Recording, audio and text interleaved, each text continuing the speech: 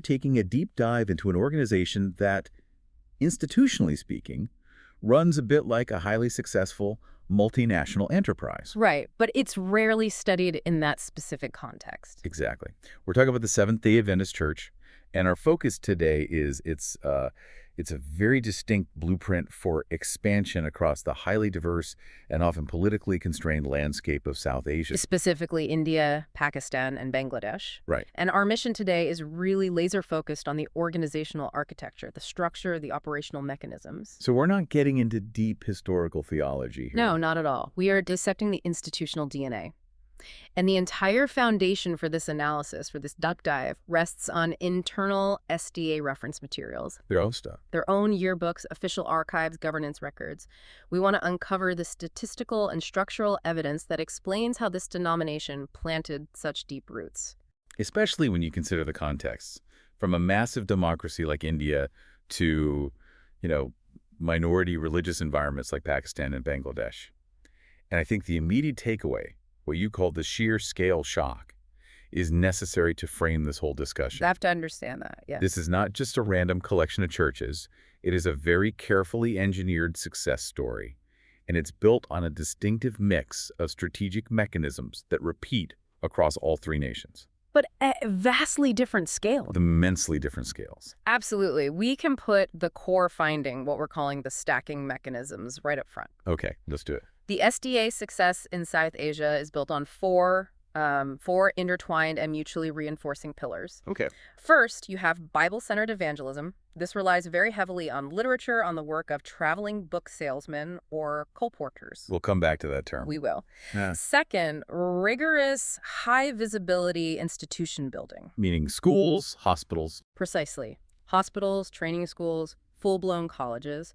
Third, dedicated publishing and media outreach to cross all those linguistic and geographical boundaries. And the fourth. And finally, the systematic and very intentional growth of indigenous local leadership. These four pillars, they stack on top of each other, and they provide this incredible organizational stability and, frankly, redundancy. And when you look at the numbers, you really grasp the magnitude. While Pakistan and Bangladesh represent these, critical, concentrated mission fields, the anchor of the entire system is India. Without a doubt. When we looked at the 2024 data, the sheer size of the Indian footprint was was astonishing. Can you lay out those numbers for us? Certainly. In India, the main organizational unit is the Southern Asia Division, or the SUD. SUD, got it. That division alone reported over 1.16 million members in 2024. A million, over a million people. Over a million members. And they're supported by this incredibly intense, highly concentrated institutional network. The magnitude is at the SDA Church in India. It operates at a scale that's similar to a major established national denomination. Whoa. I mean, thousands of churches, multiple layers of infrastructure. This capacity gives the organization this tremendous social credibility that its smaller, more constrained neighbors just cannot easily replicate. Okay, let's unpack this foundational model. Yeah. Before we get lost in the country-specific stats, we have to define this institution-heavy strategy you mentioned. Right. When we're analyzing global faith movements, why is this investment in schools and hospitals the crucial mechanism here? Why does that define the SDA presence in South Asia, rather than, say, focusing all their resources on just mass revival meetings? That's the key question. And the institution-heavy approach is, at its core, a long-term strategy. It's about achieving stability and public legitimacy. So it's like organizational insurance. That's a great way to put it. Think of it this way. If you only host large temporary revival meetings, your presence is, it's transient. It comes and goes. Right. But if you build a major college or a recognized hospital, you are providing a verifiable, tangible service. It's an investment in the social infrastructure of the host country. A service that goes beyond just religion. Exactly. It transcends immediate political shifts or theological differences, and that allows the organization to operate in really complex regulatory environments. The core components, education, health, and publishing media, they aren't just services. They're channels. They are sustainable channels for community contact and for long-term outreach. That makes perfect sense. The institution is not just a ministry. It's a strategically placed anchor of stability. So to understand how they built that anchor, let's trace the timeline. It starts with early contact in the 1890s. Right, the early entry phase. This is what established the official beginnings. This phase was mostly characterized by travel surveys and initial contact. But the real infrastructure at this point was intellectual, early literature, and what was called colporteur work. Now, to clarify that term for you listening, a colporteur is essentially a traveling book salesman. Right, I've heard this term before. These individuals would navigate incredible linguistic and geographical barriers, often carrying packs of books, tracts, and periodicals. And they were planting the initial seeds of the message through this literature evangelism. So it's a very person-to-person, low-infrastructure start. Extremely. But it provided the necessary foundation for what came next. Which brings us into the institutional consolidation in India phase. This is, roughly 1910 to the 1920s? Yes. This is when those scattered seeds really started growing into, formal organizational trees. Precisely. This period marks the crucial shift from a scattered missionary effort to a self-governing structure. Governance was formalized, which led to the organization and then the reorganization of the India Union Mission. And that eventually became the Southern Asia Division, the SUD. Correct. And to define that jargon a bit, a division is basically the multinational corporate headquarters for a vast geographic region. It oversees multiple smaller fields or union missions. Okay. And this formal structure was immediately supported by tangible infrastructure. They established training schools, they set up publishing facilities because they knew they couldn't sustain growth or, frankly, adherence to their very particular doctrines without training their own personnel on the ground. And those training schools were the DNA for the massive educational footprint they have today. The education and publishing expansion really took off from 1915 onward. That's right. The early training schools were designed not just for children, but for future workers, for pastors, for teachers. The next generation of leaders. Exactly. These early roots then evolved into major institutions, most famously leading to what is now Spicer Adventist University. The strategy here was dual-pronged. Okay. Create self-sustaining boarding schools and colleges, and immediately support them with printing facilities to disseminate vernacular materials. In local languages. Crucially, in local languages. This ensured that the SDA identity, with its specific focus on the Sabbath, on diet, on prophecy, was portable. It was transmissible across India's, numerous distinct languages and cultures. Now, here is the hinge point we absolutely must expand on. The post-1947 state realities. The partition of India fundamentally fractured the mission field and forced a rapid, dramatic reevaluation of their entire strategy. This is a critical moment. Suddenly, the cohesive mission field was carved into three distinct national environments. The Adventist organization had to very rapidly establish independent, compliant structures for the newly created Pakistan and what would become Bangladesh. While in India, things could more or less continue. More or less. India, while remaining a diverse challenge, allowed its massive denominational network to continue expanding, leveraging the diverse state structures of the democracy. But for Pakistan and Bangladesh, the organizational mandate changed, overnight. It absolutely did. In these new nations, religious life for minorities immediately became more sensitive and, importantly, more regulated. Right. The organization could no longer rely on the same open evangelistic methods that they were using in parts of India. They shifted from open expansion to what we've called the institutional firewall. A firewall, I like that. So public ministry becomes mediated. Highly mediated. It was channeled almost exclusively through those established trusted services, education and health. These institutions became the legal and the social justification for their continued public presence. They had to prove their value. They had to prove their long-term value to the nation simply to secure their existence.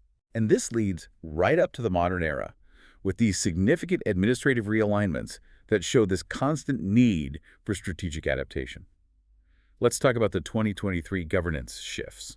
Yeah, the organizational map is constantly being redrawn based on operational logic. And the 2023 transfers are a major structural statement. A huge one. The yearbook records that both Pakistan and Bangladesh were moved from the Southern Asia Pacific Division, or SSD. Which tends to oversee maritime and island nations, right? Correct. They were moved from there to the Northern Asia Pacific Division, the NAPD. And this is not just, geographical tidying up. It's a strategic choice. It is. It indicates where the global organization believes the necessary resources, the oversight, and the administrative expertise should be pooled to best handle the unique geopolitical constraints of those two minority environments. It signals a tailored approach to these very specific national challenges. All right, now we anchor the discussion in India. the Southern Asia Division, what you call the institutional colossus. The Colossus. If the whole region were a body, this division is the massive, sophisticated central nervous system. It covers India, Bhutan, and the Maldives. That's the perfect analogy. The SUD was first organized way back in 1919 and has since developed this huge, complex organizational footprint. I mean, we need to pause again on those numbers. We really do. 4,580 churches and 11,168,958 members as of 2024. It's hard to wrap your head around. It is. And this isn't just growth. It's a self-sustaining ecosystem built on decades of institutional commitment. It highlights a fundamental difference in organizational capacity and, frankly, public freedom compared to its neighbors. And the centerpiece of this massive structure has to be the education pillar, Yes. specifically Spicer Adventist University in Pune. Yes. It's called the premier educational institution of the entire SUD. Spicer is the ultimate long-term organizational investment. Its history traces all the way back to those initial training schools we mentioned. Right. But its current form represents the absolute apex of SDA efforts in the region. It evolved from a college and achieved full university status via the Maharashtra Act 14th of 2014. And that journey, securing formal state-recognized university status, that's crucial. Oh, it's a game changer. It means the institution operates on a peer level with other major national universities. It enables the church to train its own future educators, clergy, and medical professionals to the highest national standards. Which secures the indigenous leadership pipeline. For generations, it ensures the church doesn't have to rely on expensive temporary foreign staff. It becomes self-sufficient. Okay, so the engine of this educational and organizational system, it needs fuel. And in India, that fuel is print, which brings us to the Oriental Watchman Publishing House, also in Pune. What does running a flagship publishing facility in India actually entail? I mean, it's got to be more than just printing Bibles. The organizational lift required is tremendous. Oriental Watchman is the scalable engine of message distribution across incredible linguistic and geographical diversity. I mean, just think about the challenge. Right. India has dozens of distinct major languages, many with their own scripts. The publishing house is absolutely critical for literature evangelism and what we call vernacular dissemination. So they're not just printing English books. Not at all. They are systematically translating, producing, and distributing magazines, books, and tracts that explain the core SDA identity, the Sabbath, the health message, prophetic teachings in local languages. So this print infrastructure allows the message to penetrate areas where maybe physical institutions or missionaries can't yet reach. Exactly. It makes the message repeatable and consistent across a massive territory. That makes the publishing house sound less like a book manufacturer and more like a logistics and translation hub. That's precisely what it is. It's an information diffusion strategy, and it's crucial for maintaining a homogeneity of belief across a vast and diverse membership. And then there's the third pillar, the massive, highly visible medical network. This is arguably the most tangible way they build public trust and establish that social credibility we talked about. I would agree. This network is not just extensive, it's strategically placed. The official yearbook listings show this vast network. Give us some examples. We see major operations like the Meadows Adventist Hospital locations. That's a significant network of health facilities in itself, plus the Pune Adventist Hospital, the Ruby Nelson Memorial Hospital, Ottapalam SDA Hospital, and the historic Simla Sanitarium and Hospital. And these are not small clinics. No, these are complex, long-term medical facilities. You mentioned this builds public trust. So how does a hospital, which by law and necessity has to serve everyone, how does that function as a growth mechanism for the church? It creates a point of sustained, high-credibility contact. When a person, regardless of their background, their faith, entrusts their life or the health of their family to an Adventist institution, that relationship builds social capital. The kind of goodwill. A deep reservoir of goodwill. It demonstrates that the organization is invested in the community's well-being over the long term, not just in short-term conversions. This long-term commitment provides social credibility that can't be shaken by, the transient nature of purely religious outreach events. The medical work is the compassion ministry that secures the organization's social license to operate. So, if we synthesize the India success story, that sheer scale of 1.16 million members, it really sounds like a comprehensive system. It's an ecosystem. So what's the core finding for why people joined, according to this organizational blueprint? The core finding is that growth is entirely multifactorial. It is an ecosystem of attraction. We see the religious theological pull, the clear denominational identity provided by Sabbath observance and prophetic teachings. Sure, core beliefs. But that identity is only successful because it's supported by the cultural literate channel. The publishing and education system. Right, which makes the identity understandable and transmissible in local vernaculars. And finally, that entire presence is stabilized by the social credibility provided by the hospitals and the colleges. So it's belief plus a disciplined discipleship culture. Stabilized by credible, high-utility institutions. And then distributed via vernacular outreach. That's the formula. We shift gears dramatically now. We're moving from the institutional colossus of India to the smaller, but equally strategically vital, minority context Pakistan and Bangladesh. And the organizational principles are the same, but the implementation is radically concentrated due to the realities on the ground. The contrast in scale, it just forces a complete reframing of the mission field. It does. In these two nations, the organizational footprint is necessarily concentrated and focused on maximum strategic impact. The constraints of operating as a minority faith fundamentally dictate that the institutions become the organization's public shield. And its primary voice. Let's start with Pakistan, the Pakistan Union Section, or PKUS, organized in 1949, and notably involved in that 2023 administrative transfer to the Northern Asia-Pacific Division. And that transfer, moving PKUS from SSD to NAPD, reflects a continuous effort to strategically support organizations that are facing heightened regulatory or security constraints. The scale contrast with India is just stark. It is. The 2024 statistics show just 135 churches and 19,876 members. A tiny fraction of the Indian membership. Tiny. But those members are fiercely supported by a powerful, highly concentrated institutional triad. They maximize impact through intense focus. Okay, describe that concentrated triad for us. Where did they prioritize their resources in Pakistan? In Pakistan, the investment is hyper-concentrated. On the education side, they established the Pakistan Adventist Seminary and College, or PSC, and the Pakistan Adventist Higher Secondary School in Farrukhabad, Mandi. And PSC is the key. PSC is essential. It's the internal training pipeline that guarantees local worker training and ensures the curriculum is culturally and legally compliant. Okay, what about health? For health, they operate the Hiérarchie Adventist Hospital. In a country with certain geopolitical complexities, having one major trusted hospital in a key urban center is an immense anchor of service and credibility. And media, specifically radio, seems to play a disproportionately larger role here than we emphasized in the Indian model. That's a crucial adaptation. It has to. In environments where public preaching or large-scale, high-visibility evangelism is often constrained by regulation or security concerns, media is a necessary bypass mechanism. Right. The Voice of Hope, Pakistan radio and TV listing, supported by the Qasid Publishing House, illustrates this reliance on mass communication. So radio waves and print materials can cross barriers that face-to-face public ministry just can't. Exactly. It makes the message accessible while maintaining a lower, more careful institutional profile. And that careful public profile is deeply shaped by the political and security realities of a minority setting. Deeply.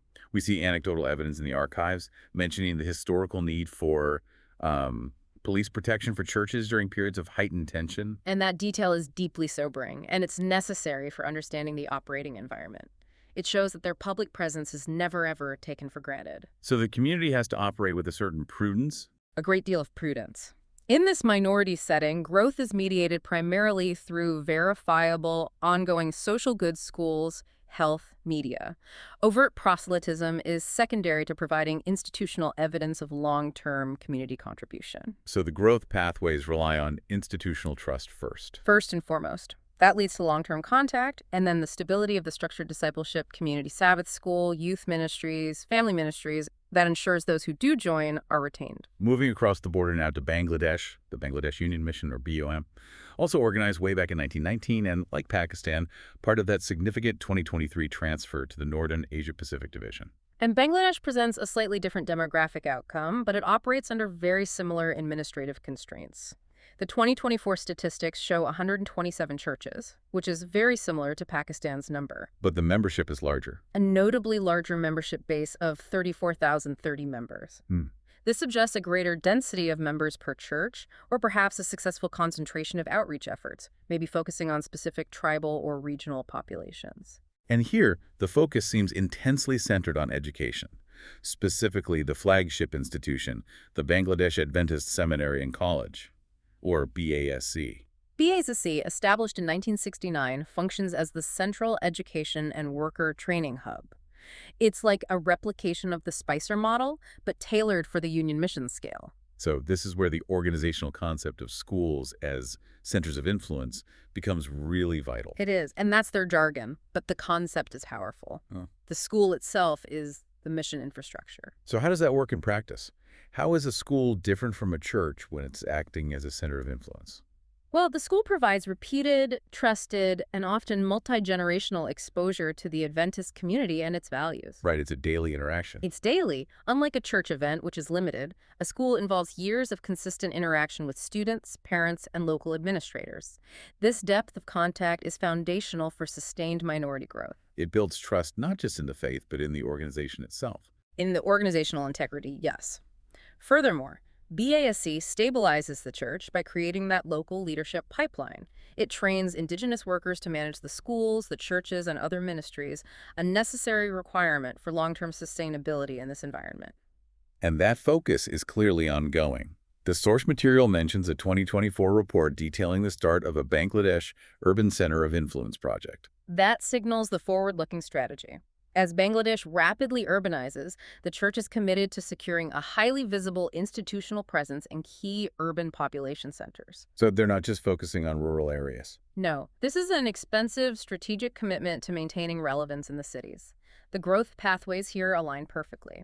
Education-driven contact is primary. That feeds into strong local leadership formation via BASC, and it's all supported by that persistent service discipleship model, the healing and teaching presence that's so necessary for a constrained context. Looking at both Pakistan and Bangladesh together, it becomes profoundly clear that when high-visibility, rapid conversion campaigns are constrained or regulated, The whole game changes. the slow, steady build of long-term, trusted services provided by institutions becomes the primary and, frankly, necessary engine of community contact and credibility. That is the essential structural takeaway from the minority settings. The mission field dictates the methodology. In India, the institutions are powerful mechanisms that support a massive expansion.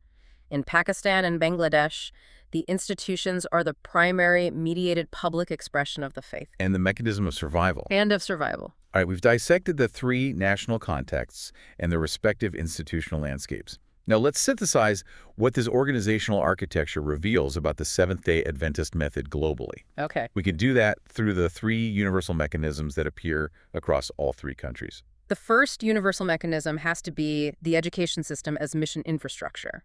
From the elite university status achieved by Spicer in India to the vital local training systems like BASC and PASC, the goal is consistent. Build institutions designed to form leaders internally and establish undeniable social legitimacy externally. So these schools are a sustainable machine designed to turn local believers into permanent, highly trained indigenous staff. Precisely. The second is the health medical mission as public interface. Another constant. This is a model demonstrated by India's expansive network and Pakistan's single focal Karachi Adventist Hospital. It's the same principle, a different skin. Exactly. Health work is consistently leveraged as a compassion ministry that's blended with a tool for sustained community engagement. It's the proof of concept for their investment in the host community. And the third mechanism is publishing and media. We talked about the organizational lift required to scale the message distribution. Right, through Oriental Watchman, Quasid Publishing, Voice of Hope. Whether it's print, radio, or TV, this is how the organization systematically overcomes geographic and regulatory constraints. It ensures the message reaches isolated or constrained populations without relying solely on physical infrastructure. Beyond the institutions themselves, the yearbook listings provide this fascinating insight into the inner life of the church. They really do. They list numerous departments: Sabbath school, youth, women's ministries, stewardship, health ministries. This detailed structure seems to demonstrate a deep commitment to a structured discipleship culture. This is the organizational glue that ensures retention. What do you mean? You can have a successful hospital or a huge publishing house, but if you don't have robust departments like stewardship for teaching financial sustainability, Sabbath school for systematic biblical study, or women's ministries for community integration, you will lose those members. So it's about keeping people in, not just bringing them in. Exactly. This structure demonstrates an emphasis on systematic community formation, ensuring integration and long-term retention, rather than just focusing on event-based conversions. Here's where it gets really interesting, though. The internal tension that every service-driven organization has to manage. The institution versus evangelism balance. This internal challenge is palpable, especially when you look at the minority settings. How so? The church's most visible work is often the school or the hospital, which, by law and by social responsibility, must serve all people. Regardless of faith. Right. And this raises deep questions internally about mission drift. Are they fulfilling their primary mission of evangelism, or has their public responsibility as a trusted service provider, eclipsed their evangelistic identity? That's a tough balancing act. It is. The sheer concentration of resources into these institutions, as you can see mapped by the yearbook listings, acts as an indirect visual of this ongoing tension. It's a necessary trade-off. Security and legitimacy in exchange for less overt proselytism. And that tension, along with practical constraints, often requires administrative solutions. Our sources suggest that governance restructuring, like those major 2023 transfers, is less about purely theological reasons and far more about practical mission constraints and administrative logic. Oh, absolutely. When you move a union mission from one global division to another, it is a strategic, logistical decision. It reflects which global team is best equipped to handle the unique challenges of that operational environment, be it security, finance, or regulatory constraints. But you could argue it's never just administrative. That's true. Moving Pakistan and Bangladesh to the Northern Asia-Pacific Division, which is headquartered in places like Korea, might also be a subtle geopolitical signal about where the global church sees its future alliances lying. Linking them to administrative bodies with different cultural or operational priorities. Potentially. The reporting frames these transitions as crucial mission strategy moments, highlighting that the global organization is constantly adapting its structure to the reality on the ground. To bring this comprehensive organizational portrait into clear view for everyone listening, let's run the final comparative snapshot, detailing the three distinct models we've analyzed. This snapshot provides the ultimate context for the SDA mission in South Asia. First up, India, SUD. Over 1.16 million members. The dominant model is a large multi-union network built on scale, leveraging deep institutional spread and public acceptance. Its signature institutions include Spicer University, the Oriental Watchman Publishing House, and that extensive network of major hospitals. Its administrative home is the Southern Asia Division. This is the model built on size and open operational freedom. Second, Pakistan, KKUS, just under 20,000 members. The dominant model here is highly concentrated institutions supported by media infrastructure, operating under significant minority constraints. Key institutions are the Pakistan Adventist Seminary and College, PSC, the Karachi Adventist Hospital, and that crucial media outlet, Voice of Hope. And its administrative home is now the Northern Asia-Pacific Division. This is the model built on critical concentration, careful mediation, and service as a firewall. And finally, Bangladesh, BUM, approximately 34,000 members. The dominant model here relies intensely on schools and the Seminary College, BASC, operating under similar minority constraints. Signature institutions include BASC and a wide school system, with new urban initiatives just starting up. Its administrative home, like Pakistan, is the Northern Asia-Pacific Division. So this is the model where education is the primary trusted source of sustained community contact and credibility. So what does this all mean for you, the listener? We started with the goal of identifying the organizational blueprint for success in South Asia. What we found is a template that prioritizes depth over speed. The core insight, I think, is that the Seventh-day Adventist model in South Asia is a template for organizational growth that prioritizes long-term institutional trust and localized sustainable leadership over rapid event-based mass conversion efforts. They invested early and deeply in being useful. That's a great word for it, in education and health. And that created the social space for them to exist and grow in vastly different political climates. They are playing the long game, betting that infrastructure outlasts transient political conditions. And that utility is what allowed them to transition so successfully from a massive diverse operation in India to a meticulously managed, concentrated minority presence in Pakistan and Bangladesh. Right. The institutions are the common denominator. Exactly. And this leads us to our final provocative thought for you to consider. If we look at the political realities of the 20th and 21st centuries, the complexity, the regulatory volatility, the extensive medical and educational networks often serve as the stabilizing force that allows a minority faith, or frankly any global organization, to persist and eventually flourish. So the big question is, Oh, what does this reveal about the long-term utility of service-based, high-utility infrastructure for any organization, religious or secular, that's seeking a lasting, non-transient presence in politically complex environments? It suggests that stability and service are not merely complementary goals. Organizationally, they are inseparable prerequisites for sustained global success.